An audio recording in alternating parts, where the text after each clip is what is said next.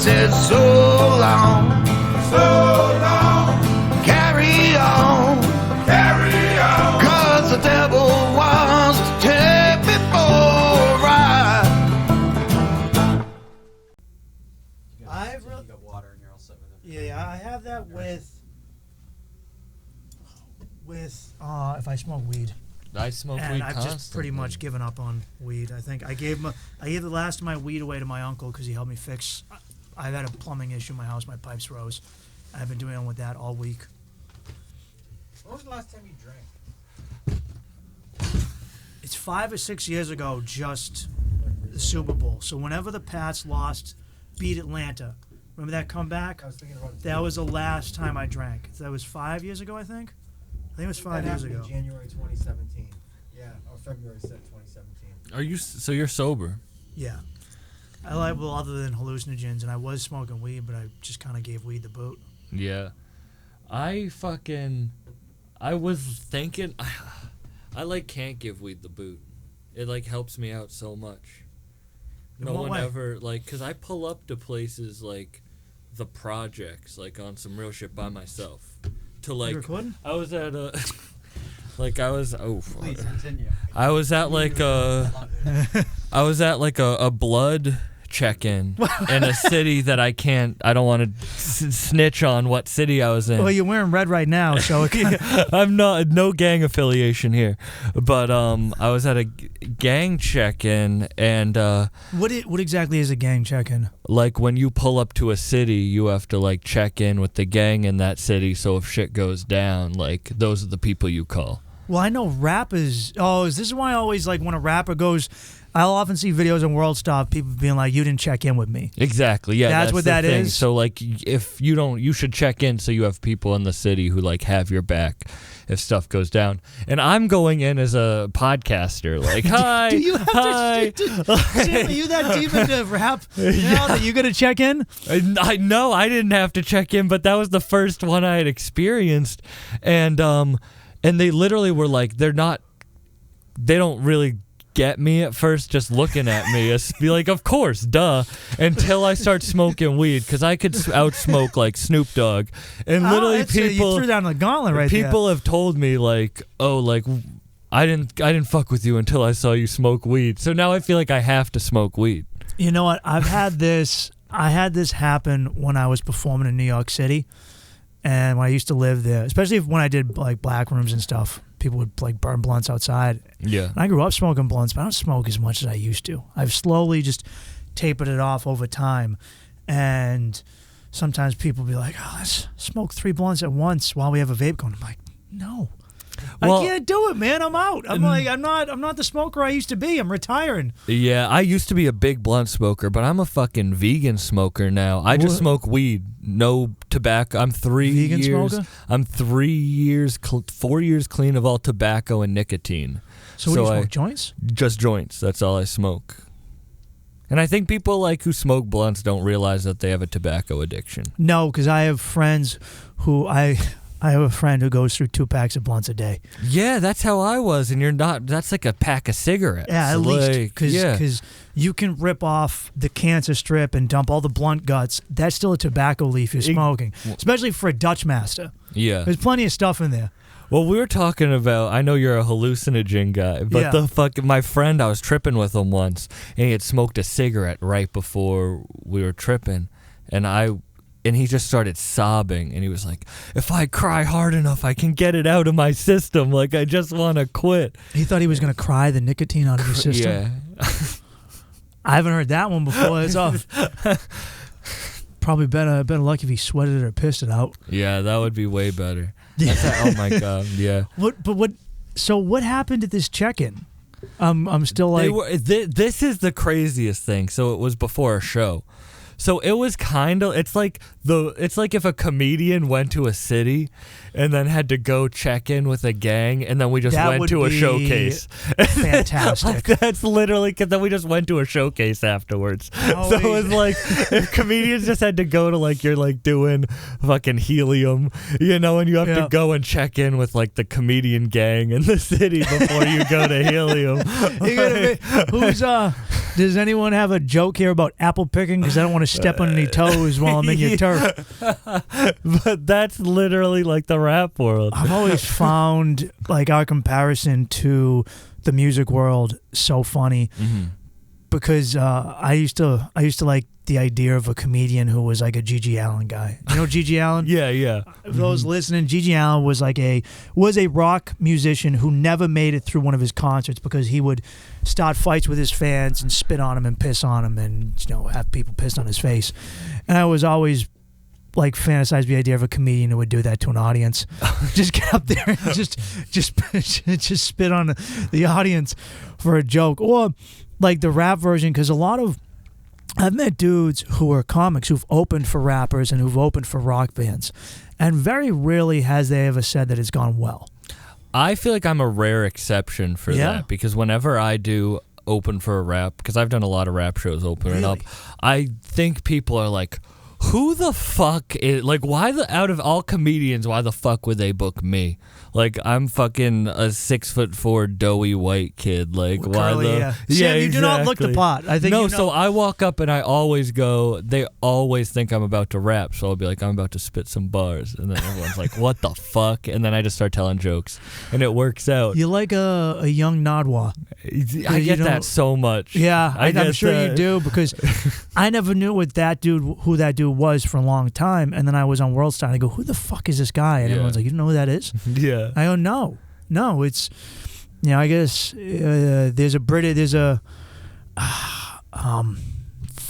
Dance Hall has their version. It's an old British guy who I found on TikTok who is like huge in the Jamaican community, and you just look at him and you're like, who is this 7-year-old white dude?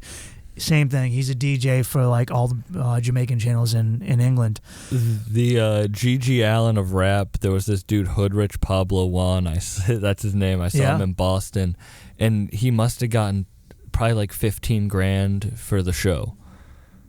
That's rappers makes it's so cool. But he literally didn't rap. He didn't rap a single word on stage. He drank a bottle of promethazine and counted the money they paid him for the show while the music was playing in the background. What exactly is promethazine? Codeine. He was drinking like syrup and counting the money they paid him for the show while his music was playing in the background. What did his fans And do? that's like, I was there. That's like the GG out. That's the pissing in their face. But did they flip out? No, because I mean, like, what are you gonna do? Riot, throw shit. Everyone's high as shit. I've seen so many videos of dudes throwing shit at a rapper on stage. Yeah. And they're usually their own fans, or like it's someone who These showed dudes up just to usually fight also them. have security on stage. So he got paid $15,000. How is that compared to like the average? Well, that's the crazy thing is like comedians make no money, like none at all. We're below. We don't get like magicians. Comedy as an art form, I realized is so underappreciated, so much on a huge scale compared to like. But for rappers, you need such a high barrier of entry of money just to perform on like a local showcase. So say like the showcases you do, or you're bigger, you do more bigger shows than me, or like a showcase I would do in Boston, I would have to pay like $500 to $1,000 to be on the show. To be on the show. Damn it! I thought I And paid you're Mike. doing I thought New shows- York paid mics were a motherfucker. Yeah, no, that's the and so you need to be making all this money just to kind of rap. And like even big concerts. So if you go to a rap concert now, there'll probably be 10 artists performing before even the opener comes on.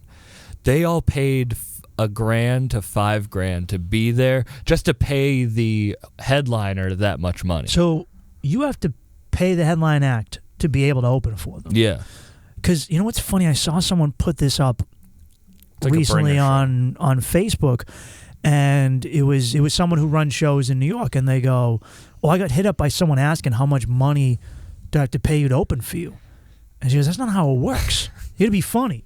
But that's like that's a rap. how it works in rap. Yeah, because the money you have to like their chains are worth so much. Everything their lifestyle is worth so much money. So like comedians, we just like don't give a shit about our lifestyle. No, but most of us are filthy animals. Yeah, I know. It's bad. I mean, you go to a comedy show, most of the time, I want to bring I want to bring a bottle of Febreze just to hose down these. There's always smelly one bastards. comedian that smells so bad. Yeah, I always want to explain to people that There's no rappers that smell bad. you can be funny and take showers. They're not. You can't. You don't wash the humor Yeah, off it's of not you. It's gonna- not like. It's not like, remember, like doctors in the 1900s. Like the bloodier they are, the better. The better. That's how comedians think dirt is on them. If they look like fucking Linus, then they're. Well, you know what is the thing with rappers is they're not. They want to get laid, whereas Yeah. a lot of comics joke themselves out of pussy by self-deprecating to the point where it's like, dude, like, why is everyone gonna want to fuck you after you just told everyone in this room that you suck that bad? Like, Yeah, mix it no, up. I feel you. But you gotta have something. But I do get surprised when I get laid after shows. Like, because I'm like, did you hear what I just said? Did you, like, Yeah, but hear? Sam, Like, you gotta take into account you're at like a blood meetup, you're at a gang meetup, you're the only white dude there, all right, you're already co-signed, and then you're opening for these rappers. It's kind of like a guarantee, I man. shaved my face for the first time in 3 years probably like a week ago at this point. I'd never had a baby face. And then I went and did this like black show in Philly, and I had never had so many like black MILFs hit on me until when I had the baby face. It was the weirdest thing ever. Was this a rap show? Or No, it this, was a comedy show. It was a comedy show? Yeah. I think when white dudes grow out our beards, we look like we're about to join a militia. Like me, personally. So that's Yeah. kind of... But I Yeah. got to because I'm bald. I'm going bald too. I'm 24 years old. I went bald at 22. Okay. I started really bad at 21, 22, and by 25, 26. What was your hair like? Red. It was, dude, it was kind of curly like yours when I was younger, and then it straightened out. And to my regret, I never grew it out long. I never did anything with it because I got made fun of for it, so I didn't want to draw attention to it. And like now, dudes will grow flow and they'll be like, oh, I play hockey or whatever. But when I was growing up, if you had like a little bit extra hair, they were like, you're fucking gay. And I didn't want that. So I kept it short. I didn't do anything. Because like I grew up in Southie, and I listen to a lot of music now. I listen to probably a ton of rap, and now I listen to everything. Because I built concerts for about 12 years. And I've seen all types of music, and I've learned to appreciate all music. But growing up, I only listened to rock. And when I grew up, everyone listened to rap. And if you had like a mohawk or something, people would just jump you. It was like that. You couldn't be goth, or someone would kick your ass. So I never even tried. And I was like, man, I wish I grew out a mohawk when I had the chance. Really? I have such a regret for never having had a mohawk. You could just get a faux mohawk put on. I could do an inverted hawk. I don't know, like just Yeah. nothing here. When you grow your hair, does it just- look like that? Do you look like, I get a friar. Do you look like a thin Louis C.K.? Yeah, I could get a friar tuck. I used to, before I ever got compared to Bill Burr, I used to get Louis C.K. all the time. That was my go-to. Yeah, I'm worried about when I lose my hair. Why? Because I'm just a more round person. Just grow a beard. Dude, I'm telling you, it bothered me for a long time. I held off. I took Propecia. And then Propecia fucks with your hormones. Yeah, I got on it for like 2 months and I had to get off. Yeah, I had never been so depressed. Like, I literally had no Really? motivation. It's because it reduced your testosterone. That's what Yeah, it is. and I get shit done. Like, I like to get shit done, and I was just like not wanting to do anything, so I had to get off. Now I take biotin and collagen. Yeah, dude, just shave it. It's not. You're not gonna. I promise you, dude. I got more ass after I went bald than I did before, and more than anything, it was just confidence. Yeah. Because you just go, you know what, this is it. You know. Plus, I don't know, it's manly. You know. You don't see many bald chicks, so it kind of puts us. In I our do own like category. a hot bald chick, though. I would fuck a bald chick. It's on my fuck it list. I've never. Bucket list. Yeah, that's my list of things that I have to do before I. Like a Pokedex. Yes. Gotta collect them all. I like that better. A Pokedex of pussy. I have never. A Pussadex. So I've been with a girl with a mohawk. So she had the side of her head shaved and some here, but it was like flat down, which I really like. I'm huge into the When a girl shaves half her head. There's so many times that I've hit on girls, and it turns out they're lesbians. Yeah. I took a girl on a first date to a fucking Ani DeFranco concert. That's how the queen lesbian. Like, She you don't rapper know? or Does singer? anyone know who Ani DeFranco is? You guys know? She's like a super like lesbian power singer songwriter. No, I'm not. I don't keep up with my lesbian music. No, she was like 90s. And you didn't Early realize what you were 2000s. walking yourself into? Not at all. That's what I mean. I just fall for the lesbians. I don't know what it is. I've done that before. I've been with plenty of queer chicks and some and lesbians. Because every now and then, just about every lesbian is like, I'm gonna try some. They go for it. It's like, whereas gay dudes are pretty much like, no. I think it's my feminine hips. They're like You they'll do try- have birthing hips. I do have the birthing. I think they're like, this is close enough. You could easily go to like some queer shows and pull some girls with just if you just were like, hey, look, I'm gender fluid, even though you could, I promise you could get those lesbians. I have a minor in peace and social justice. You're already there, dude. You've already done it. I took a bunch of like easy classes in college, and they gave me a minor in peace. Literally, I was like going through like filling out my paperwork, and they're like, "You have credits to have a minor in peace and social justice." I didn't know that was a possible minor. So is social justice its own one separate from peace? No, it's like It's the a- whole thing is peace and social justice. Huh. If there's a peace minor, I wonder if there's a Isn't war that major. crazy? Like that's. I just think that's so. Like anyone who hears me talk is like, I feel it'd be like that's definitely not true. You're a very peaceful guy. I'm peaceful, but I'm not really social justicey. Maybe you're just mostly peaceful. Mostly peaceful. I don't know. You seem like you're an aware guy. You're accepted by a lot of different groups of people. I'm definitely more calm now about like politics than I used to be. Why were you angry when you were younger? When I was like 16 to 18, I was pretty heavy into it. Like, dude, Gary Johnson in the 2018? 2016.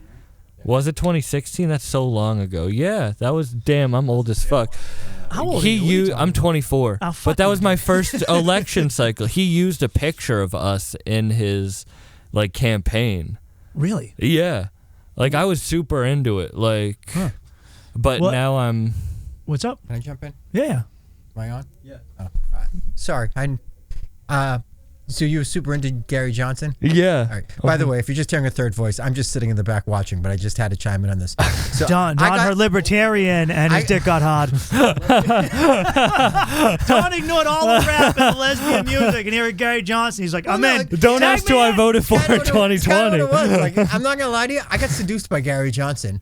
Yeah. He's like, I was like, this guy seems pretty reasonable. Yeah, like, I'd smoke a joint with him. That's how and given your other two choices in 2016, I was like, yeah, this is kind of a slam dunk. yeah. And I was like, I actually donated money to Gary Johnson. And I'm like, I was like, I can't believe I'm donating money to a politician. I thought I would never fucking do this, but he seems like a reasonable human being. Yeah, and I had a Joe Rogan t-shirt on in Did the you really? picture. Yeah. I hope we can find that picture Oh, dude, somewhere. I wanna that was find so this picture. funny in that in his campaign. So I had to vote for him. Yeah, dude. I mean, I dated the president of my the feminist club at my college at that time. Wait, so you got a feminist to date you as a Gary Johnson supporting libertarian? Open, like very open, Gary. Wow. How did you do that? I'm a nice guy, I guess. I don't know. Wow. She wouldn't say that now, but How did you guys not? How were you not at each other's throats? Oh, you got to keep it spicy. So I'll be honest. When I was with my ex, we had our politics were the antithesis of one another. And all right, was the sex good? Yeah, because there was a lot of hate fucking during that election cycle. While you watch MSNBC, you're just angry coming. I will. You can maintain like a polar opposite political relationship. And then when you want her to come, you switch to Fox. But that election cycle between like Trump and Hillary, it was like the one that broke the camel's back of fucking. Yeah. Everyone was like, all right, we can't even fuck this away because now we have to hate each other. Yeah, I'm so not political now. I just just ruined my mind. Well, you know what? I think everyone Like, goes. I'm aware. Yeah. I'm aware, but I'm not like political because it just like it's like people who are super into sports. It eats away your mind and It you does. can't focus on your own shit. You can't control it. So you can be aware of it, and maybe you can protest or donate, and you can be involved if you want to be to a certain degree. But at the end of the day, you don't get to pick the president. It's not up to you. You're not, and Yeah, just like you cheering for not you. If someone cheering for the fucking 49ers yeah. isn't going to make them win. See, I watched a guy shoot his TV over the Dallas Cowboys, and I was like, That's pretty dope. yeah. Shooting your TV. It was well, that's very Texas is what that is. Yeah. He punched it and then pulled out his gun and shot it. Are you sure he just didn't think a black man was in his home? Yeah, I think he was Latino. I can't even be sure. Because Thanks for just making me feel so bad about that joke. You know what? For your joke, Sam, he's white. It was me. It was me in a Dallas Cowboys outfit. I don't. You just got a minor in peace and social Yeah, I did justice. it. I threw one down. Shutting down a racist joke. I think it's very normal for someone to get politically active when they're young, because you look at the world and you go, "Why is this the way it is?" You should want to change it, and you get active, and then you're like, "Oh, I can't just be this angry all the time." Yeah, it's like I going gotta to business make school money. and then you just start choking women in your 40s. I choked women already. But you don't do it out of anger from the years of business I do it for school. sexual gratification. It's a completely. You do it because I do it because No, I'm you do it because they. Come on, change. You can't. The narrative. You can't make it that you're asking them. I do it because I'm a gentleman, okay? Because I like to see a woman happy. That's why I do it. Oh, shit. Wait, how did... So were you scoring like tons of black MILFs at shows now? No. No? I don't, dude. This is so dumb, but I was like, I don't know. When I was younger, my mom was like, just let girls sleep in my room because I think she thought I would. I definitely just knew you weren't gonna- she thought I was gay. So when she found out I was straight, she was like, "Bitches, go sleep over." So your mama was trying to tempt you with pussy to get you out of potential gayness. Yeah, she was like she would question. I remember like 3 separate times she'd be like, "You can tell me," and I'm like. Thanks for having faith. Oh Yeah. my God. And so when I got my first girlfriend at 16, she was like, she can just sleep in your room. So I got all my like horniness out young, I feel like. So now I can like turn off my brain a little bit. You were the exact opposite of me. I didn't lose my virginity till I was just turning 22. And so I felt that I had all this to make up for, and I went down a dark, literally and metaphorically, a dark alley of perversion, just to like make up for what I felt like I had missed out on. And then I realized I didn't really miss out on shit, because all my friends who were bragging the whole time, they weren't doing shit. They were getting maybe some tail for 5-10 minutes, and it wasn't that good. All right, because like then I'd hear from the girls later on. So I felt like I had missed out, but that's good that you got that out of your system. Yeah, and then 'Cause I wish I did. Rogan said this once, and I heard it young, where he was like, I'm sorry for bringing him up on a podcast. You can bring him up here. I know it's like that's like one of the rules of podcasting. You What's can't, that? Don't bring him up on a podcast. Who says this? No, I'm just kidding. I just don't like talking. I don't like podcast inception. But A podcast within a podcast? yeah, but he said once like hooking up is just like your brain wanting you to procreate with as many people as possible. That's exactly what it is. And it like that kind of like, it's like, yeah, if you think about that, if you're like about to go, like if you're like, I'm about to spend $100, have to stay up till 3 a.m. and maybe get some pussy, it's like, I can just be like, that's just my brain wanting to fucking procreate, and I'll go jerk off, eat some food, and go to bed. See, it never worked for me. I would beat off and then I'd still want it. But I also perfected getting pussy with no money. I worked out how to get women to fuck me, even being broke. With enough charm, you can overpower any financial deficiencies. 100. Yeah. 100% you don't have to fucking, but you're going to spend some money. Whether it be when I was in gas. New York, I was like, I got You it ever have to like a point. sugar mama? I did. I have. I got flown This to is the real baller. I got flown to Fort Myers, Florida for a weekend, all expenses paid. Damn. I just had to deliver. Was she hot? She was fun. She was attractive. She was woman. Well, yeah. Yeah, she flew you to Florida. That's nice. Yeah, and she let me got a rental car, paid for all my food, and was like, "Don't." She's like, How'd you meet her? Tinder. Same way I meet her. So dating apps. That's how I get everything. Yeah. Dude, dating apps. Everyone, like a lot of people complain about them, but every time I go to a foreign country, I use dating apps. I find a girl, and she becomes my fuck buddy and my tour guide. And I get tours around, like, whatever, Bogota, Medellin, Cartagena, wherever I'm at, Mexico City, these local places with someone I met. It's like what women do to men, though, here in the States. What's that? They move to a different state for a new job. They basically do that to guys. Oh, to work their way into the local scene? So I mean, I get why. Now I feel like that would give me stress, though. Yeah? Like, why? 'Cause you think you're gonna get... I don't like waiting on. I don't know. Like, I don't want to. If I'm on a vacation, I'm not trying to get to know a chick too. No. I feel like, no, I want to get like the full local experience. Yeah. I feel like I don't know your culture until I fucked your women. That's how I feel when I go to a new culture. That's why you need to find one before you go. Well, I It's do like, that It's like too. reading a guidebook. I'll put my location there. I and think then- he brought up a great point, though. Like, you don't want to spend your entire vacation getting to know some chick. Like, that's not the point of your vacation. Yeah. For me, it is. I love it. It's the full experience. I You get said to. something about a country that might have an ounce. Do you have of like a validity. pussy passport? Like you like stamp a Like, pussy? You like. if I was going to North Carolina, I wouldn't be like, I'm going to spend the week completely and totally focused on getting to know this. No, person. no, I'd be you're like, I not. want to see North Carolina. It doesn't. It doesn't. I've not. It's usually like 2-3. Is there a days for me. language barrier thing? I've had language barriers, but sometimes I'll just find someone who speaks English. Have you ever fucked a woman who doesn't speak English? Yes. Does she know In the U.S.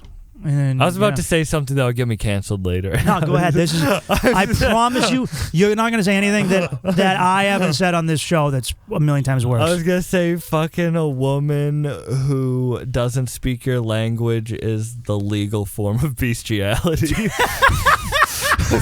I didn't think you were going to go. No, you're fine. That one's good. All right. No, it's fun. I like that one because there's just leave. It's that simple.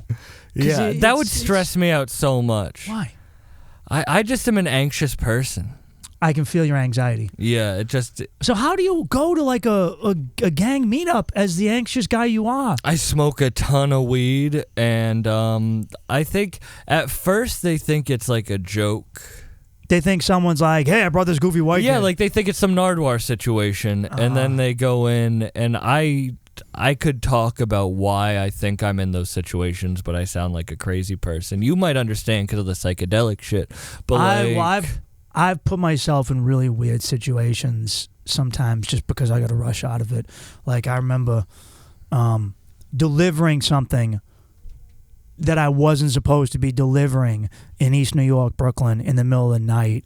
It was just the murder capital of Brooklyn. I'm walking into a building and there's already a drug deal going on and they think I'm a cop. And I'm like, no, I'm going upstairs to do something else. And I'm like walking down this broken this hallway. was 7 years ago. Yeah, this was a million years ago, and it wasn't me, it was another person. And I was like, I don't know what's behind this door. And at that time, I would get a rush out of that. Yeah. I think it's, I don't know. The people, it's an energy thing. Like, I feel like I have a good energy, so I know that if I put myself in these situations, like... Well, I've been in the same situation where when I travel, I don't want to just hang out with gringo. Like I've been to Latin America a lot lately. I don't want to hang out with just He's been gringos. he's using the term gringo. Yeah. Yeah. And I don't want to. You're like Rachel Dolezal of Latin America. I already like, I like doing this now because I was learning Spanish in Medellin. And when I meet Latinos here who don't speak Spanish, I fucking call them gringos just to piss them off. I'm like, you're not Latino like I am. You're going to get stabbed by a Puerto Rican. Like. Nah, I'll weasel my way in. I'm like you. I've gone to random places in other countries, and if you go in there right, people will fuck with you. It's like anything, it's your energy. But I also don't, it's weird because I don't think about it. Like I was in that meeting and I was sitting there and it was like 30 minutes in when I realized what was going on and that I was the only non-gang member there. Oh shit. So like I just am like, oh, I'm hanging with some my new buddies, hanging with some friends, dude. And like it took me a while to realize, but I know when I'm not safe in situations. Like I'm also lucky that I'm big. Because I'm not, once you talk to me, you're like, he's not very threatening. But if I have a hood on and I'm like walking, it's like different than if I'm like a 5'6" guy, you know? Yeah, that definitely helps. So I just realized I didn't introduce you properly. I'm here with Sam Buck. Now, Sam has an amazing podcast called Bucked Up. He's also a stand-up comedian. And this will be a good reference point. Sam interviews rappers. You almost exclusively rappers, right? And comedians and artists. Yeah. But yeah, mostly rappers, yeah. How did you get into this? Why did you pick? Do you want like long version of the story? Dude. So, and this is why I'm happy that we're doing this, is I was doing stand-up before quarantine, and then quarantine hit, and I couldn't do stand-up anymore, and I was in a dark place, and I did a DMT trip, and my DMT trip told me that I knew what I had to do. I talked to Buddha, and we can get into all like that type of shit, but like nice. He told me I knew what I had to do, and I knew that I had to start a podcast, which everyone thought they had to do at the beginning of quarantine, but I did. Well, hey, we're here. Yeah, exactly. But I feel like everyone was telling me not to do one. And why? That's who because was everyone telling you not was to do it. Comedians? Was it like, other comics? Like the day before I started my podcast, 10 of like my closest comedians at that time, friends, were like, everyone's doing a podcast. Come on, bro. Like what? Like the people you're working with, like blah blah blah. Like what the and. Is this because you were working with Irish? And, shout out too much content. I'm not even gonna like get into what I mean, but like fine. I love them. They've done more for me than anybody in the whole. I'm cool with them. Exactly, I've done Irish's podcast several Irish times. and Ani Moosh have done more for me than anybody. So I got to give them all their flowers. But people were just being dicks about it, and I knew. After that DMT trip, I had a special connection with my higher power. Mm-hmm. And I knew that whatever I put my mind to would be successful. And I knew that I had to go in 100%. So I knew that when I started it, I'd never give up. So even when I came to them, I was like, this is going to be different than like, I'm not just going to be doing this and then giving up. Like, this is it. And I started growing. I started interviewing open mic comedians about their feelings because I was in a really dark place. So it was a self-help podcast. And then that's what we're doing here. Exactly. And then I just started being like, well, maybe if I DM'd this producer that I had more followers then, but I was a big fan of him, maybe he'd come on. And then he came on, and I was like, well, if that worked, maybe I can DM this guy. Mm-hmm. And maybe then I can DM this guy. And then they started liking how I interviewed people, so they would start introducing me to more people. And then I was like, rap is the only music I really listen to. And it's since I was 4 years old, that's what my dad played me, that's what I listened to. So I really loved it. So I just started being like, oh, wow. I also don't care about getting like the... what's going to get me the most views? Like, what question am I going to ask that's going to get a YouTube clip? I want to talk to these dudes. I just want to have a conversation because I want to be friends with these people. Like, I want them to be my friend. So I would just talk to them about, like, what they were doing in their day, how they got it to writing, their, like, how they feel about who they are at that time. And it just kind of took off more, and it was something that I really loved, and I felt like when you're doing something right, you have a spiritual connection to it. Yeah. And I feel a spiritual connection to that podcast. Yeah. And shit, this week, Conway the Machine's my favorite rapper out of Griselda. He was on Kanye's new album. He's with Jay-Z. Fucking Wu-Tang Clan said Griselda's the next Wu-Tang Clan. Fucking Jay-Z Snoop Dogg. He's Drake and LeBron James' favorite rapper. And he put 2 minutes of me talking on a track on his new project. And that's like my favorite. Like, that's the man that I do this like for. So like, I believe that like this is the spiritual connection I have to it. That's awesome, man. And you did DMT with a shaman, you said, here in Massachusetts, on Cape Cod. Yeah. Hell of a, well, at least someone was doing something on Cape Cod other than heroin. So, yeah, I know. Thank God. When you pull out the torch and the crack pipe, you do it in. It looks a little. I've never done DMT. I've told you, and I've talked about it on the show, I've done ayahuasca. Not even only a couple months ago, and I did it with shaman in the Amazon, and I had a similar situation where you saw Buddha. I was at the time reading a book about religion, about Hinduism, and I saw God myself. And it's funny because have people given you shit for it? Yeah, when I first did it, for the first like 6 months, I was like, no guys, I fucking met Buddha. Like, I met him. He told me that I need to do this, and this is when the podcast wasn't even big. So I'm like, Buddha told me to do this podcast, and people are like, okay, idiot, And then as I was kind of like, it hit like a year, and I was like, since I did it the first time, and I was like, maybe it was just like a near-death. I'm just going to think about it as like a near-death experience, and that's why I changed, and not talk about it like in a religious way, because people do get weird. If you haven't experienced it, you don't understand. Like, yeah, people get really weird, and I don't proselytize. I'm not out here trying to convert. I don't even belong to any organized faith.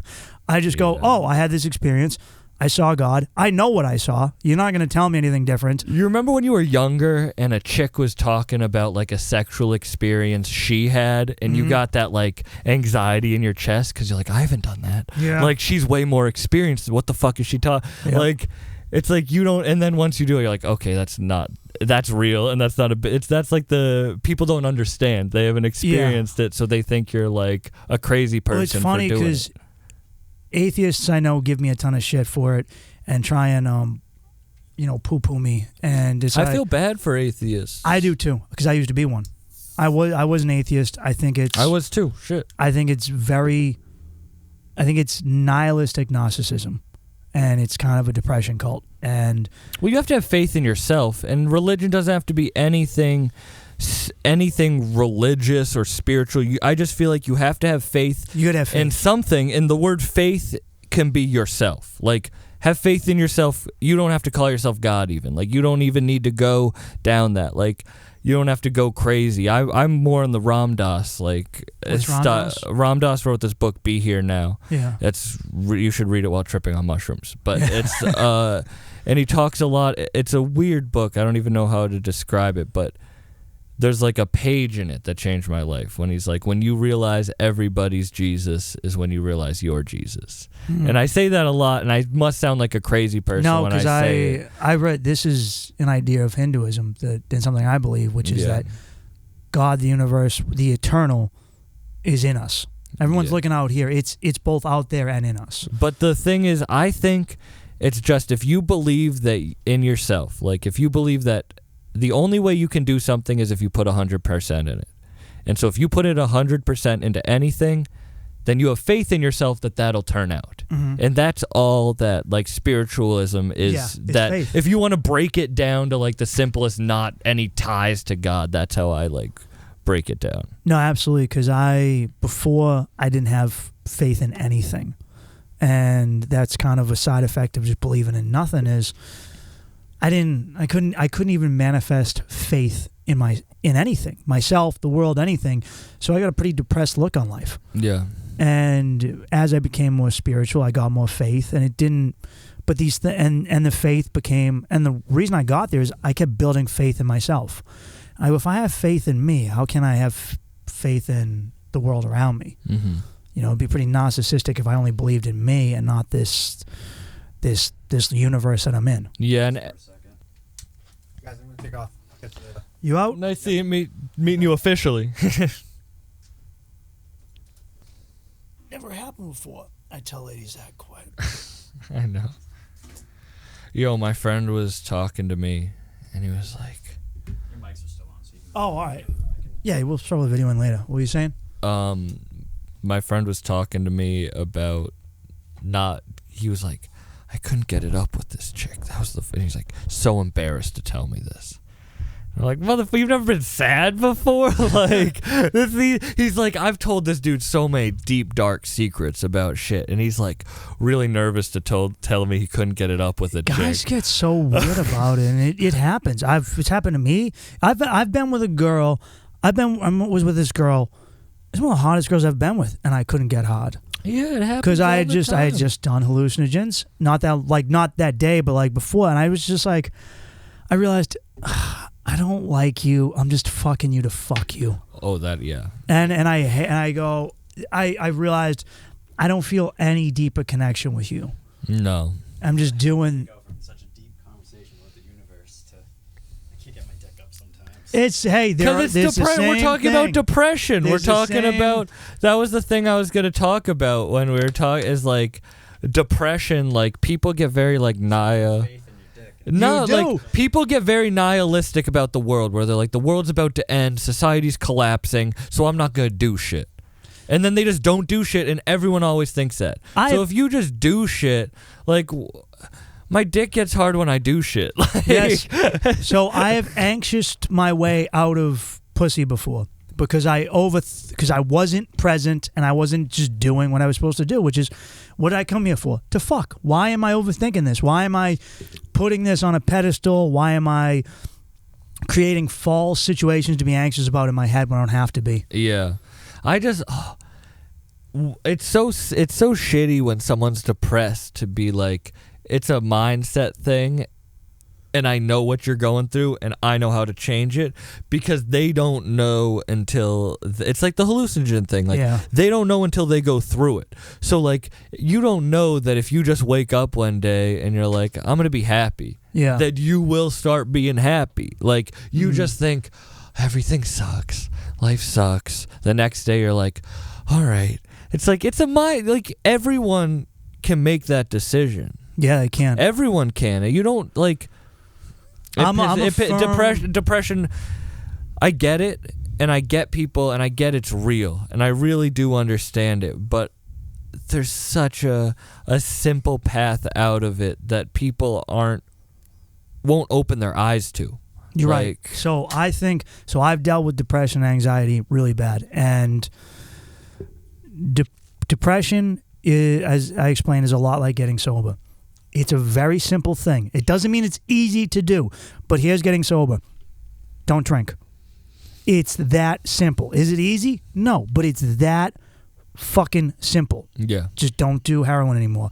And I know you're like, I know, but that's what you do. You go, I'm not going to do heroin anymore. And then you fight your way to the finish line, which isn't easy, but the same thing with depression. You go, oh, I don't want to be this way anymore. How do I fix it? Yeah. Well, for me, it was therapy and getting sober and really putting in work. I read a lot. I got into philosophy. I was like, all right, what do I have to do? I have to change my mindset. So I'm going to change it. And like you were saying, I went, oh, I want to be happy. Yeah. So I'm not going to focus on shit I can't change, like politics. I'll pay attention. I'm invested to a degree. Be aware, but I'll invest my time where it's appropriate and where it's not. Same thing with fixing people you can't fix. Yeah. I used to try and be a fixer. I used to try and fix shit I couldn't fix. And then I always got depressed. Because if your idea of happiness is, I'm going to push this boulder, and you can't push the boulder, you're going to be miserable for the rest of your fucking life. You accept that you can't move it. You can't fix your girlfriend. You can't make your mother love you if she doesn't, or any of these other things that might be standing in your way. This is a serious question then. Yeah. If that's true, then what's the difference between that and the people being like, you shouldn't start a podcast? Everyone does it. You mean the defeatist element in it? Yeah, like Well, I think anything's possible. So like, why is it? You know the what? reason I asked you who told you that was because I knew there were other comics, and they were probably early level, entry level, open mic comics, right? Yeah. That range of people are some of the most depressed people I've ever fucking met in my life. It is, myself included at that point in my life. So I'm not. So when I shit on comics, keep in mind I'm shitting on the shit about myself that I don't like or I didn't and like. I'm in it too. Like, so when I say that, like, the entry level of comedy is one of the most depressing, mentally ill fucking zones. Is one reason I hate social media is because I wound up being friends with and following a lot of people I met through comedy who are really depressed motherfuckers, and some of them get out of it and a lot of them don't. And when you come with these people with an idea of betterment, they want to piss on it. yeah. They don't want you to be better because it reflects on the fact that they're not better. So many people, and this is the same with any art form or any creative aspect, and it's been like this all the way back to ancient philosophers, painters. There's another guy who goes, fuck that dude, because you're getting fans or you're doing better. Instead of emulating what you've done, he just hates on it. And it's because he doesn't believe in himself. Yeah. And I've been that person. I've been through that. I've had people do that to me. And when I first got sober, the first people I told me, you don't need to get sober. They shit. It wasn't congratulations. It was like, fuck you. Because I reflected the fact that if I had a problem, they might have a problem too. Yeah. And they didn't like seeing that. No, that's some real. Whenever I want to change someone, I just realize I want to make that change in myself. Mm-hmm. Like, Specifically, I think people get they have the wrong perspective on it too. Like, everyone wants to be Joe Rogan. If you look at this like the playground to come up with new material for on stage, you come and do a podcast twice a week for an hour, you might land on a new joke or something like that. Yeah. Incorporate that to your act. So it's like, it's all about how you look at it. It's what you want to get out of it. You Like, hit something, you hit the vein, which you did. Well, also the Joe Rogan thing, honestly, is like I do 3 episodes a week. Like, that's not even as much as he does. He does 3-4 episodes that are 3-4 hours long. Yeah. I do 3 that are an hour, so I'm not even working as hard as him. But I know no other motherfucker's putting 3 episodes out, so I know no, I put one out. You it got doesn't me. even matter that like my quality isn't good, because to me it's like, oh, I'm working really hard. Like, You are working and hard, dude. that's what matters Yeah. to me, because I don't even like when people listen to it because I say too many personal things. Like, I don't like that like girls can listen to it and know more about me than I know about I them. just had to explain this to a girl that, because this is something I go through all the time. Is they're like, so what do you? They want to know what I'm doing. I'm working on my stand up. I am editing videos. I'm posting to Facebook, YouTube, TikTok, Instagram, Twitter, and I'm like, oh, I got to record some podcasts. Oh, I want to listen. Nope. What do you mean? You told me personal stuff. You told me what you're into sexually. I go, no, listen to my podcast. Because this has fucked me over before. Because here's what happens. Number one, either I have a girl listen to everything I've put out, which is I put everything about me out. If you listen to my shows, to all my episodes, you're going to know everything about me as a human being. Yeah. And then I meet a girl. I don't know anything about you, and you know my life fucking story. You know my little brother's middle name. Okay? And this is a weird dynamic. And then you are super attached to me already. Just how people listen to a podcast and think this guy or this group of people is my friends, and I've never met them. Girls will do that. Or you hear some shit I say that's about women, and then you get all up in your feelings because we didn't talk about it face to face and flush it out. Yeah. And or you heard me give advice to men on women, and guess what? That wasn't for you. That was for guys. All right? Women are going to say shit to women that I don't need to hear. That isn't for me, and I got to be like, all right, that's not for me. I may not like it, but it's not for me. Yeah. So I'm very. That is. Oh, that's. I know it's a weird, big one. But it's also like the bigger you get, the more people are gonna know about you than you know about them. Yeah, it is a weird dynamic. Like, I was in Buffalo which is a dangerous city. Yeah, Buffalo's wild, Buffalo's man. very, and it was like I was coming out of a club at like 1 a.m. and I'm walking down the street with my boy, and this like tinted out black SUV like does a U-turn and like pulls up on us on the curb, and it's like 1 a.m. in Buffalo. I'm like, fuck, like we're about to get robbed. You know what I mean? Yeah. Like, all right, I'll give you my shit, like whatever. Like, and the window rolls down, and he goes, "Sam Buck, you're a funny motherfucker." And I'm like shitting my pants, like thinking I'm about to get robbed. But it's like it's weird that people are just gonna like people are gonna know, like chicks, anybody are gonna know you, and it's how you like react to that too. Yeah. For me, like. I can't be. I don't know. Like You can also date women who never listen to your podcast. I like that. I like that. The girl I I'm don't want talking them to to, listen like what, she doesn't know anything about rap. Isn't it great? She doesn't even I know love who. it. Like she might have heard of Action Bronson. So like when I'm like, I'm on Fuck That's Delicious, eating a burger with Yeah. Action Bronson, she's like, cool. I love that. Like that is she knows that's nothing what I about need out of a anything that woman. I'm doing. I met her at an event with like the dude Nems, who goes like Bing Bong and 38 Spesh and OT the Real Big Rappers, and I'm on the bill, and she thought I was just there as a fan. Like she didn't even know till Yeah. our second date that I was like on the bill for that No show shit. that we met at. Like, Was she impressed or? yeah, she was kind of like, I feel like people were coming up to me being like, I listened to the podcast, and she just didn't even understand. that's- Like she just that was like, is- she just didn't understand, and I like that. That is worth its weight in gold to a woman. Because Yeah. nothing matters to a woman more. As much everyone's like, oh, is it money, power, big dick, fame? It's your social status to people around you.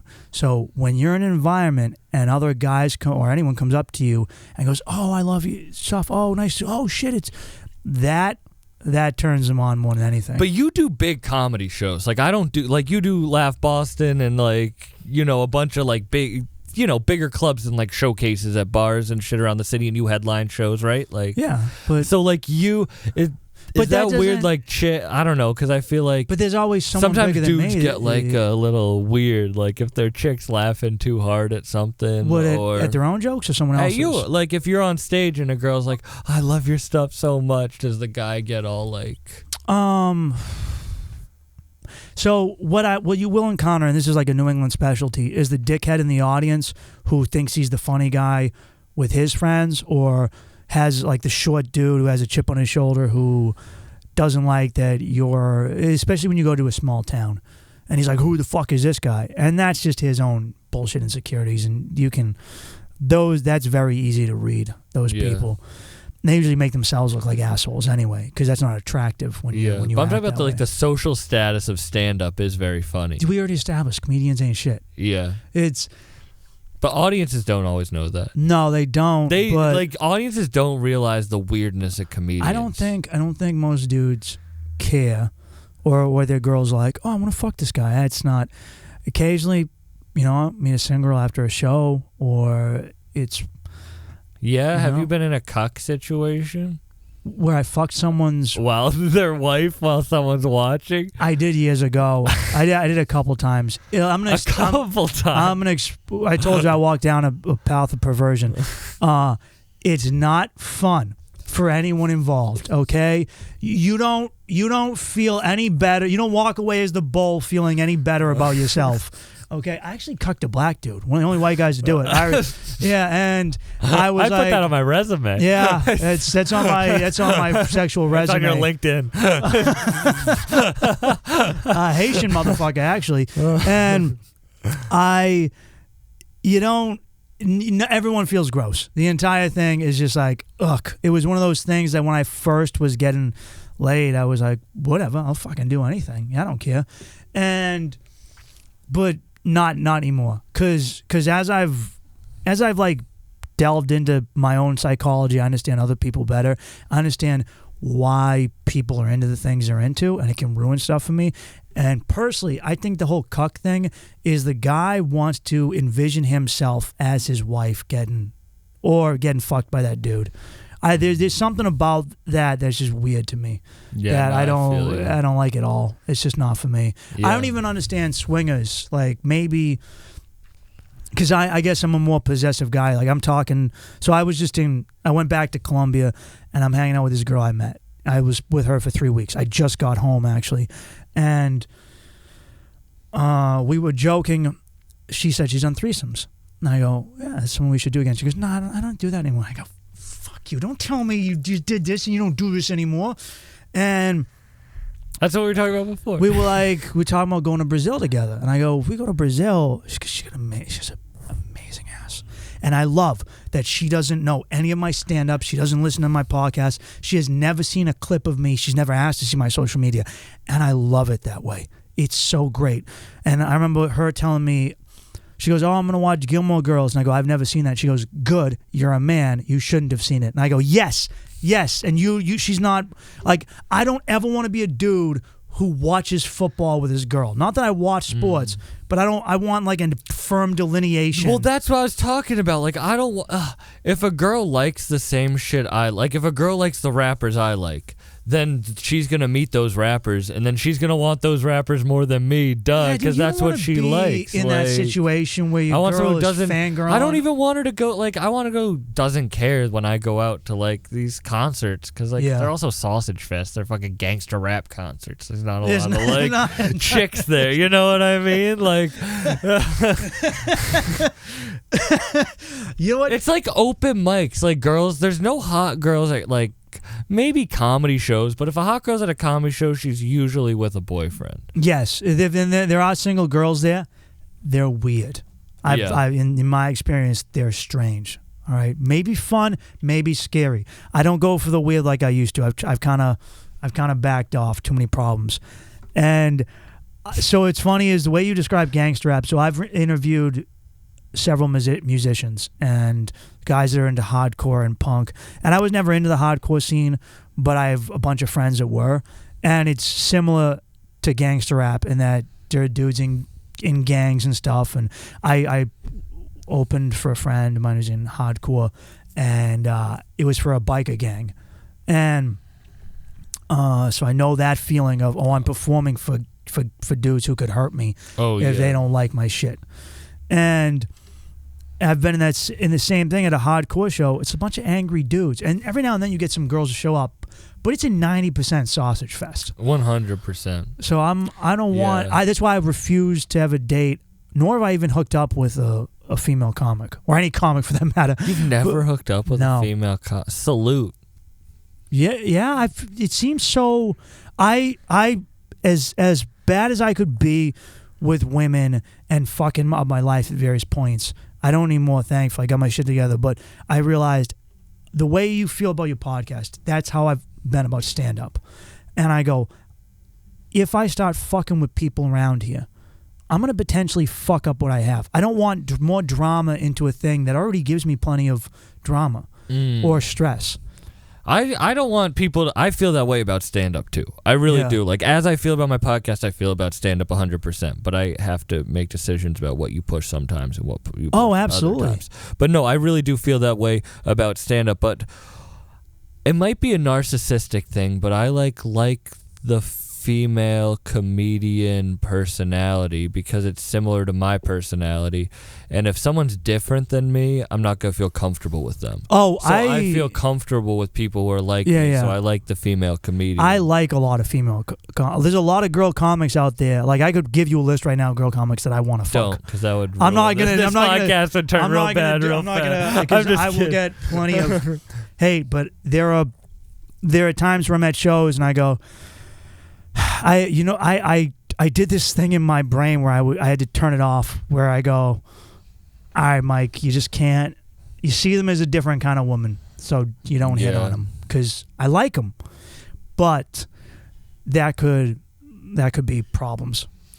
I understand. Because when I got into stand up, every girl comic I met was fucking a guy comic, every single one, and I watched so much drama. Do you blame like a musician for fucking another musician? Like, when you see big names like Like fucking like celebrities. Like celebrities are gonna date other celebrities because that's what celebrity life is like. I would never do that.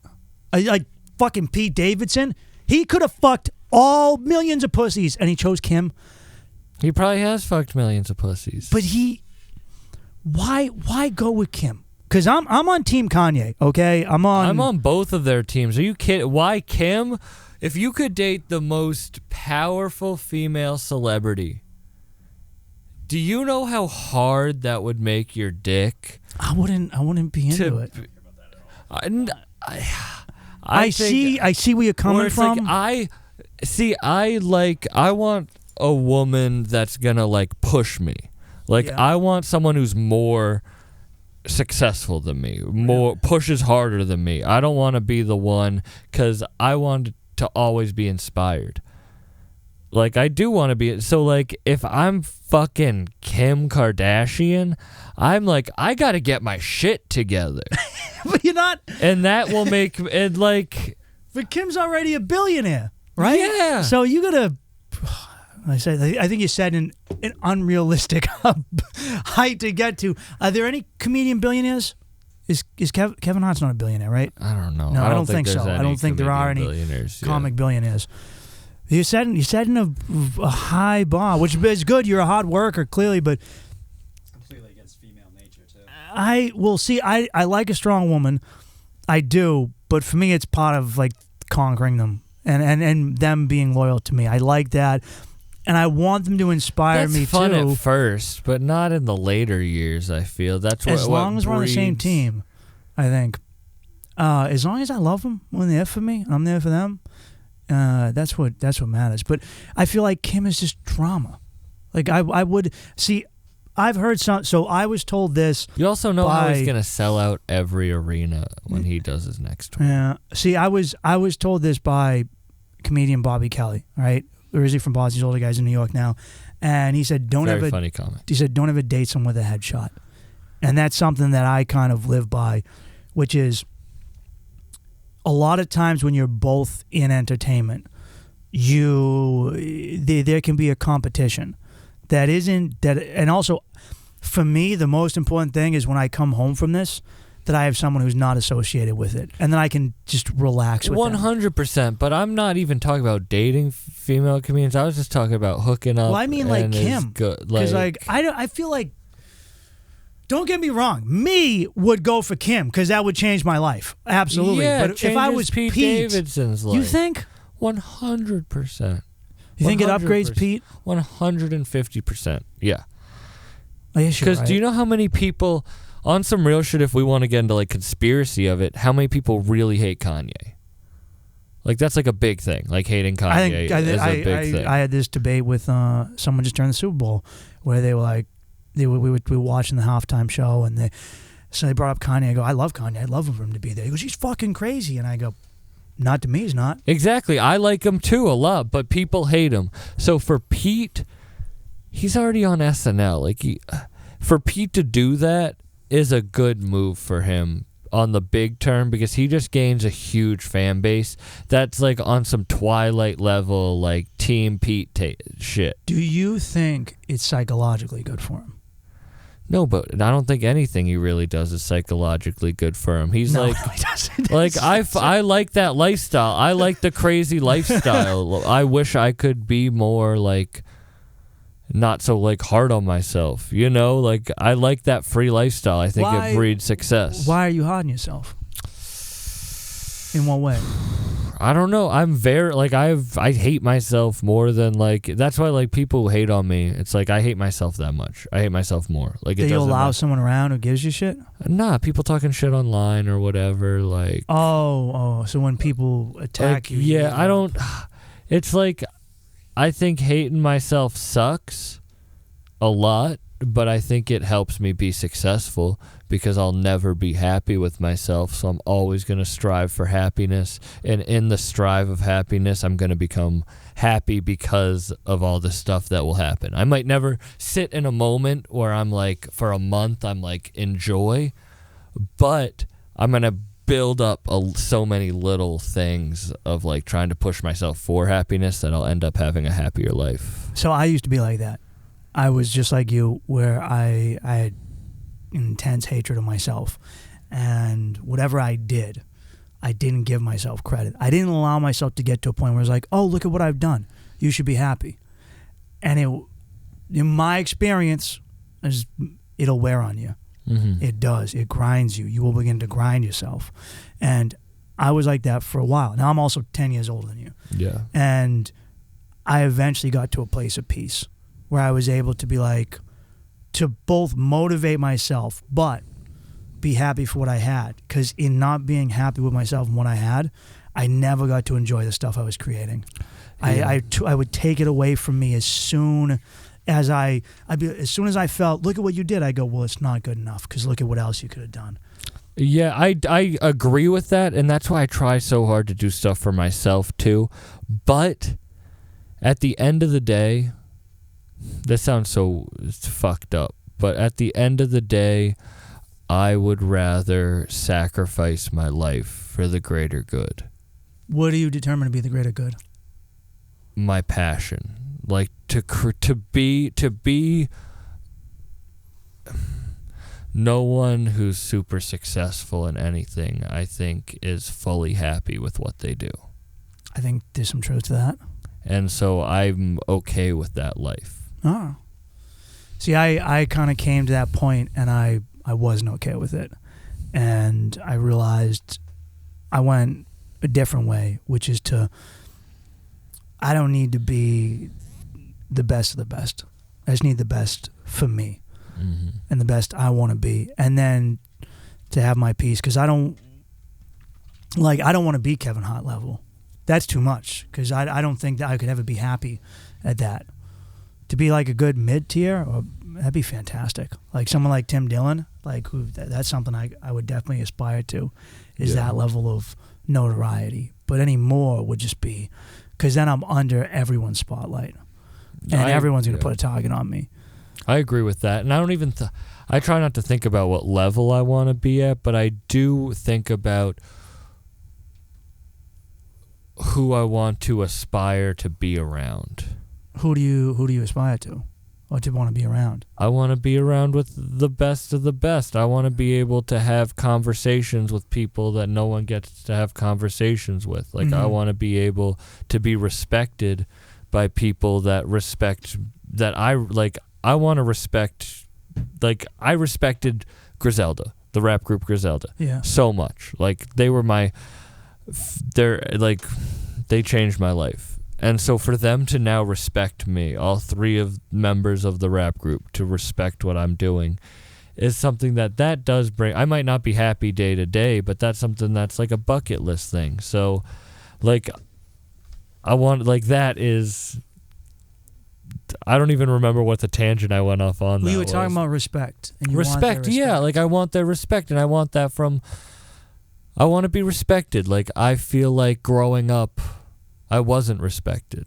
I feel like I was a loser. Either. I was a loser too. I was a fat fuck. I was a fat. I'm still a fat fuck. Like you're not fat anymore, dude. You're not fat. All right. Maybe you don't feel buff, but you're not a fat dude. I think I come from the same vine as you. I was a dude who got the shit kicked out of me in every aspect of my life. And I was like, I'm not going to be a victim. I'm not going to do this. But let me propose this. What if that respect you got inside of it? And I actually am starting to feel that. I'm starting to feel like it's not even about the success. I feel to go back on what I said, I think it is like, I respect myself when I know I can do anything. And I want to prove to myself that I can do anything. Mm-hmm. And I think I'll respect myself when I feel comfortable enough. Because, like, I get to live off of my podcast right now, but I don't have my own apartment. I live at home. Like, that's fine, dude. But I want to be able to, like, I want to respect that I can create a life for myself off of my brain. You know? Well, and I'll get also, respect then. Keep in mind that we're living in a weird time. It's not the U.S. in the 1970s, where Yeah. you could buy a house for on a McDonald's salary. Yeah, but everyone, if other people can do it, I can do it too, and that's why I want to respect myself. Where it's like, I know someone who bought a house at 17 years old, like for their family. Like, I know people who have apartments at my age and might be working jobs that are hard, but it's like I know other people can do it, so I know I can do it, but I'm not at that point yet. Mm-hmm. You can do it. I'm not taking that away from you. I believe in you, dude, 100%. absolutely. But that's where the self-hatred, where it's like, no, I'm going to keep pushing until I get to the next level and the next level. And I'm 24. Maybe I'll calm down later, but I'm going to try to get as much. Let's say done. hypothetically you set a level, but what happens if you don't get to it? I've gotten through more levels and less. I always wanted to do comedy.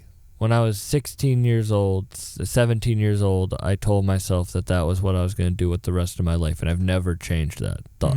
Never changed that thought. But I didn't seriously start doing comedy until I graduated college. And so that was 3 years ago. Mm-hmm.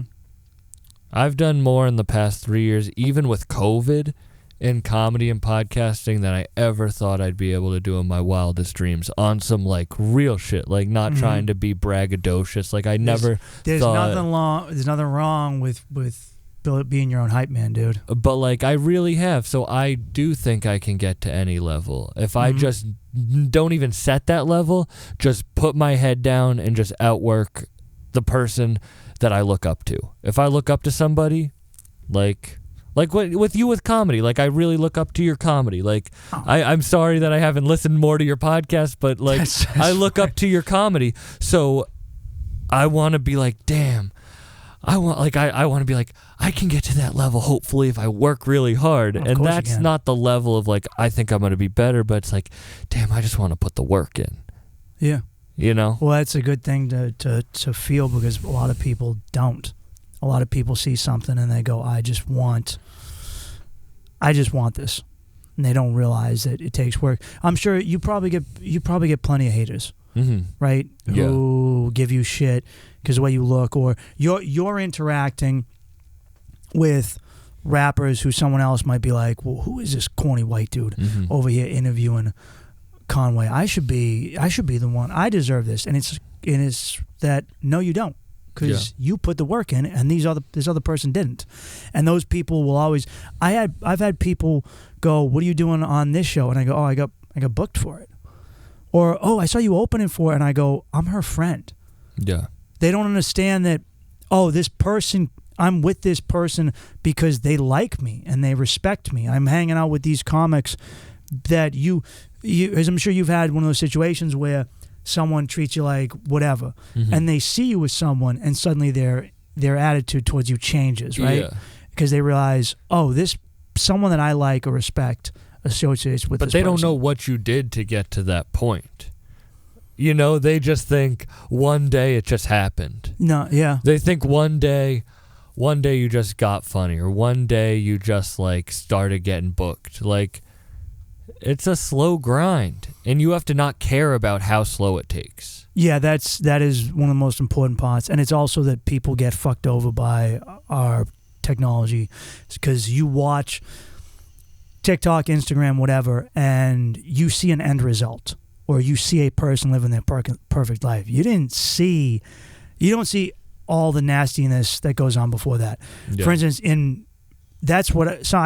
people give me shit about this all the time on Instagram. I put up pictures of me when I got my head split open with a brick in a fight, or I put up a picture of me when I was eating just ramen or whatever, just being the scrub that I've been at various points in my life. And they're like, why do you put this up? And I go, because it's not all fucking sunshine. Yeah. Life ain't all just the good times. It's the good and the bad times. Yeah. And once you're at peace with that, the bad times ain't so bad. No, every time something bad happens, I feel like I can adapt very well. I feel like every time something bad happens, you can make the decision about, are you going to let it affect you, or are you going to grow from it? And every time that's been put in front of me, I've always picked growth. That's my silver lining whenever I have a shitty show, every time, if I have a good show, I go, well, I had fun. If I have a bad show, I go, well, I learned that I fucked up on this, and that, so I got to learn.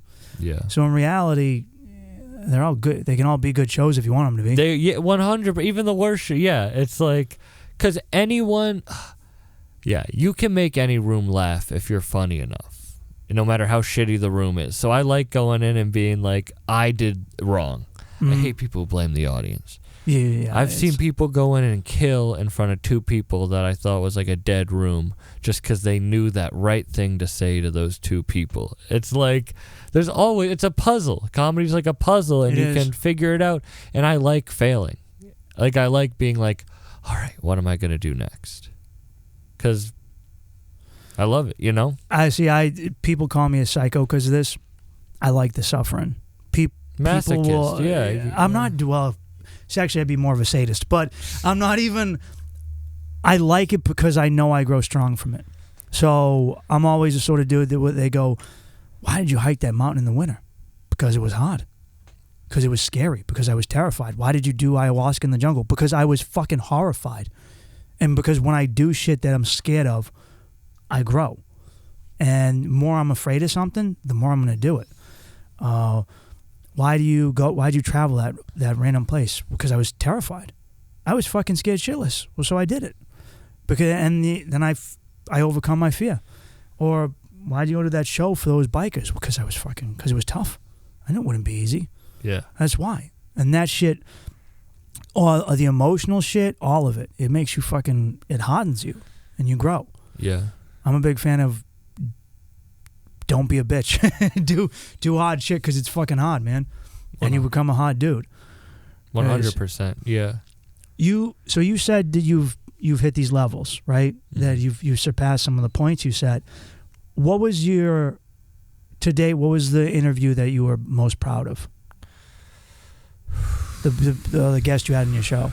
I would have to say Conway the Machine. Yeah. Yeah. Like, it's just such a he's a big rapper. He's nominated for a Grammy for being on Kanye's new album, Donda. Like, he's a big artist, and he's a good friend of mine now. And the interview was amazing. Like, it was an amazing interview but that he came up to me. Like, that we're friends now is the thing that makes that interview so crazy. Like, that's someone that in college I got yelled at for wearing his T-shirt in class. Why? Because it had a do with a gun on it. Like, I got and for him to come up to me and be like, I see you at the top. I see you bigger than you see yourself. Yeah. Like, for him to say that to me on his 40th birthday, like, that's a 40-year-old man who's the top of the top. For him to say that to me, like, that's why I'm proud of that. Like, that interview. He told 5 months before that interview, he told a friend of mine that he didn't know was a friend of mine that he didn't like me because I used to be a drinker. And the time I saw him before that, I got way too drunk and made a fool of myself. Yeah. So I changed, and I'm glad, like, I got to show him that I changed, and then I got to show him who I am, and then he respected who I was. Yeah. And that's why that's, like, my favorite. Do you still drink? Mm-hmm. Was it just that you I was a little demon, like, but like, I didn't have any purpose in life. I was in college, and I didn't really have any work to do. And I just had a dorm room, and I could just drink and get high all day and just not have to think. Like, it was fun drinking Jack Daniels every night and until I blacked out because I didn't have anything to do. Like, now every day I can work towards my dream. Before that, I didn't know every day I could work towards my dream. I thought every day I could have fun. I could drink until I blacked out because that was the fun thing to do. Like, people need meaning. They need meaning. You need the faith in yourself. Society. Yeah. Well, how did you build it? Were you getting it before the DMT, or was it the DMT that really gave you what you needed? March 13th was lockdowns. Mm-hmm. February 29th, I got broken up with. It was a leap year, so February 29th, I got broken up with. I'm not just saying crazy shit. Like, it was a leap year. You can look that. So 14 days, 2 weeks before I got broken up with, and the chick I was with, the woman. She was. I really loved her, and I really. The bitch. You can say whatever you I want. know, but the reason is I really thought that was someone that was a person I loved. Yeah. I really wanted to be with, and she was like, "You're an asshole. You drink too much. The people you hang out with are assholes, and you have to deal with the shit with your family." And she was right on all three things. And I didn't even really, I heard what she said, but when I did the DMT trip, that's when I realized that if I didn't deal with those three things, I would never be successful. And so I had to deal with those three things. And that's why I started a self-help podcast, was to just talk to people about dealing with those three things. And I did all three of those things. How did you get through them? I got rid of the people that were talking shit, because those were the people. The people she said that I shouldn't be around were the ones who told me not to do my podcast. Yeah. She was drinking. I was drinking and driving. I would have a bottle of Jack Daniels and pour alcohol for me while I was driving around. That's not good. That's not good. It's not good. She was right about that. Check. And then I had never dealt with my shit with my family, and not in a fuck you guys, but listen. No, dude. I need to tell you who I am. So. I need to tell you who I am, and I need to tell you why I am who I am. And this isn't in a hateful way, but I just need you to understand me. Yeah. And I did that, and it was horrible, but it was great. In the end, I have a better relationship with my family than I ever did. I needed that stuff, but she was right. I had to deal with that shit. I had an anger towards people because I had an anger towards my family. Mm. And once I got through those things, and I realized I just had to have faith in myself and work towards one goal, which was being my best self and being a comedian and podcaster, which is when I was 16, what I told myself my life was going to be. Yeah. Then it all worked out. We have very mirror situations, Sam. I went through a very similar situation, and my anger, I had a lot of anger towards a lot of people, and at the end of the day, it was really about my anger towards myself. Yeah. And my anger about family shit. Yeah. That I had to, which I've discussed on here before, that I had to work out, that I just could not. And kudos for addressing that. And a lot of people do. What for me happened is I looked at the people who didn't address their shit, and I go, I don't want to be you. Yeah. That's not. I would look at everyone around me, people I worked with, family, people from the neighborhood, and I go, I see the choices you fucking made, and I'm not gonna make those, because sometimes it's like you're walking down the street, you see a guy step in dog shit. Are you going to step to the left, or are you going to step in the same dog shit? 100%. And a lot of people just step in the same dog shit over and over and over again. But it's hard to make that choice, and that's why the DMT, if I take the spiritual part out of it, nothing. It was, as I said before, it was like a near-death experience. A lot of people, when they have near-death experiences, change their outlook on life. Mm-hmm. So when I did that, I changed my outlook on life like it was a near-death experience. I really wanted to get my shit together, because I realized it's a lot different than what I thought it was. If you don't get your shit together today, then you'll never get your shit together. You did it sooner than I did. It took me longer, and I think it's important to have those, because for me, so I did initially through therapy, and then I got sober, and then doing the ayahuasca was a nice little extra bump to get my last bullshit out of me. But it was also important because for me it felt like I was dying. Because I told people, and they go, that sounds horrible. It sounds like you felt like you were dying. And I go, I was dying. The old me was dying. Ego death, yeah. New me can't be born unless old me dies. And I want old me to die, because I didn't like old me.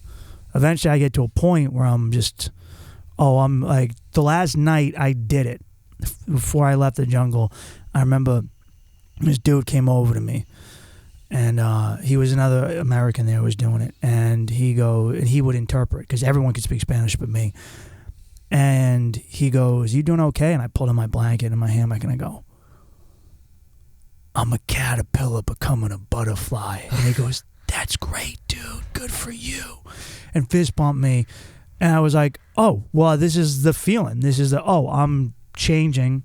Yeah. Change fucking hurts. Yeah. It doesn't feel good. That's why most people don't do it. It hurts like a motherfucker. Like really hurts. 100 for a long time. Did you ever backtrack or almost throw in the towel? No. Ever relapse? No. I mean, I've relapsed on like being healthy or being nice to myself, but I've never relapsed on pushing. I started my podcast and I've never missed a week, and I keep upping the episodes a week because every time I want to give up, I realize I have to push harder. We all have the same 24 hours. Like if someone's working harder than me, I can't give up, man. Like if I give up, then I'm just like everybody else. Everybody gives up. Everyone doesn't do it. Like I don't know. I can't give up. I can't give up. Sam Buck. That's what I like to hear. like, I'm going to make it work no matter what. Like, that's the way to look at it, dude. I don't know. Like, it's no, for real, you said it all right there, dude. He said, oh, man. So we'll wrap up because you hit the nail on the head. What do you see next for you? What is there anything that you have in store that you feel or that you're looking at? I don't have anything. Yeah, but I'm looking forward to my future. I feel like I'm planting some good seeds for things to come.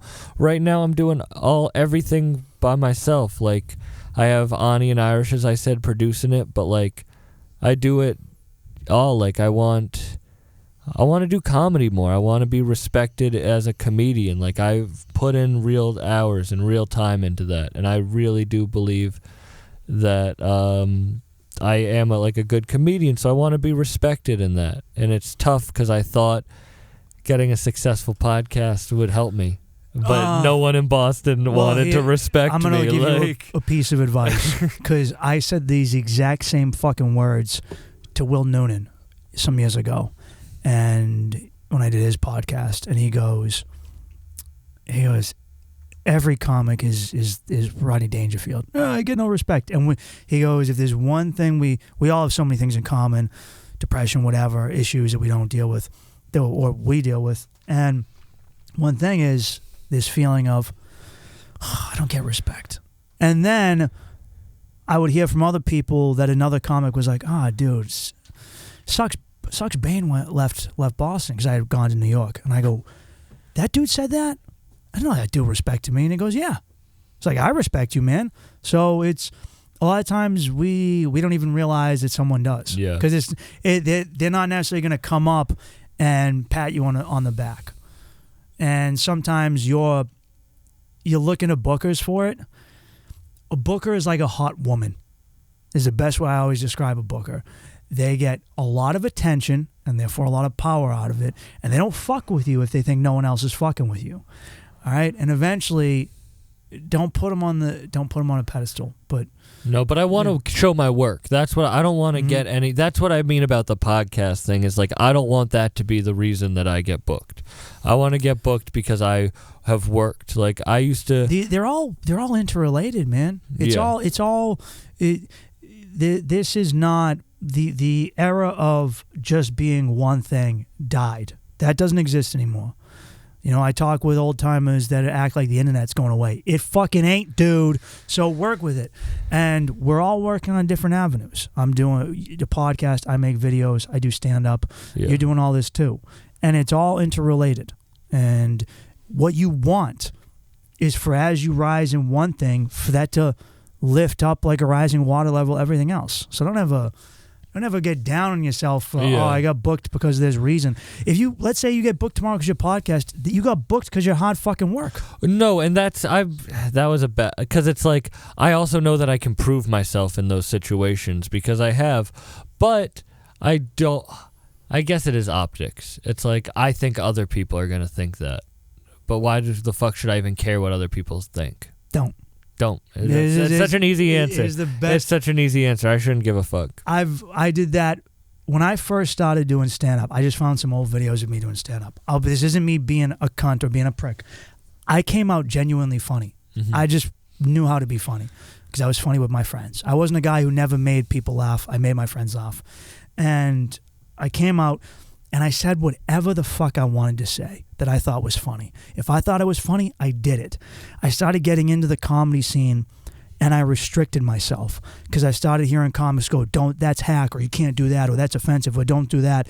And then I started, whenever I would write something, I would hear someone else, other comics in the back of my head, like what you said, with those comics being like, "Don't do a podcast." Don't. I would hear those voices about the jokes, and I would try and curtail them based on those voices or an audience, which is the worst thing I could have done because my funny took a dive for a little bit. I still had it, but I learned, and then I realized if I think it's funny, do it.